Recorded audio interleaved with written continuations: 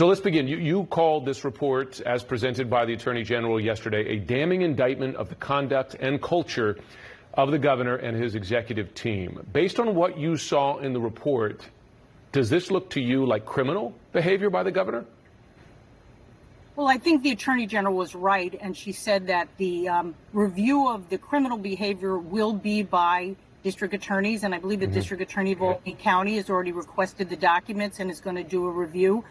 I will defer to the district attorneys. My view as a legislator, and it was in March and it is even stronger now, is the time for him to resign is right now.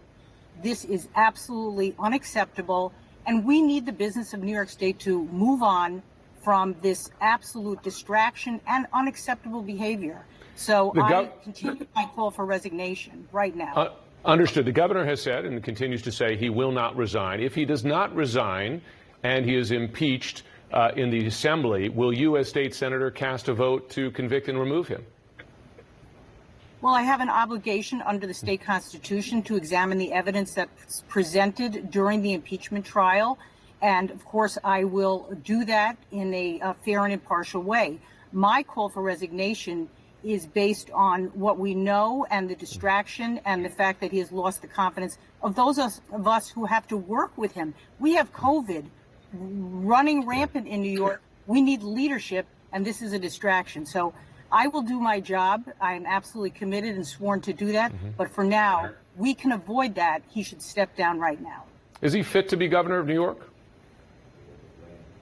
Well, I think fitness is a quality that will be reviewed, if I had to guess, during the impeachment. I think the short-term point is you have to work with your colleagues, from the president and the majority leader and the speaker of the House to the leaders of the Assembly and Senate, both of whom have now indicated their conferences do not support his continued governorship.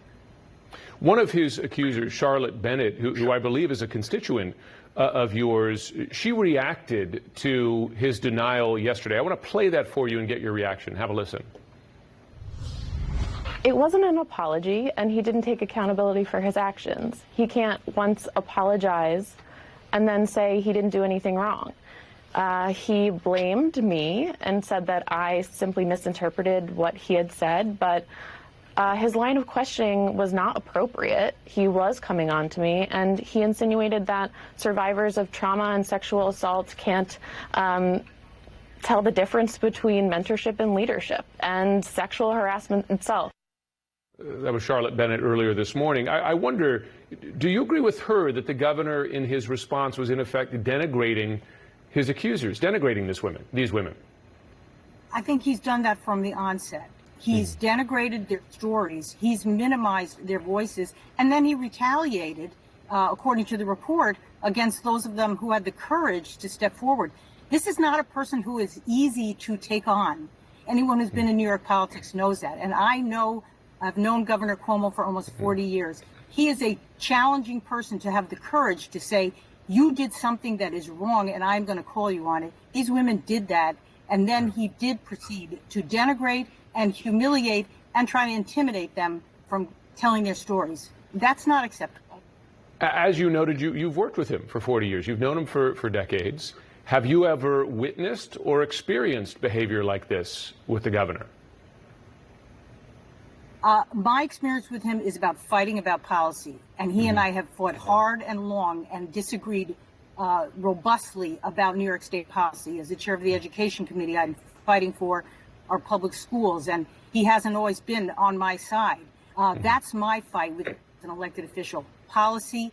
But right now we can't fight about policy while this person is totally disgraced by these accusations and by this report. That's why resignation now will put us back on path to deal with the critical issues in New York, and the people that I represent are entitled to have a direct.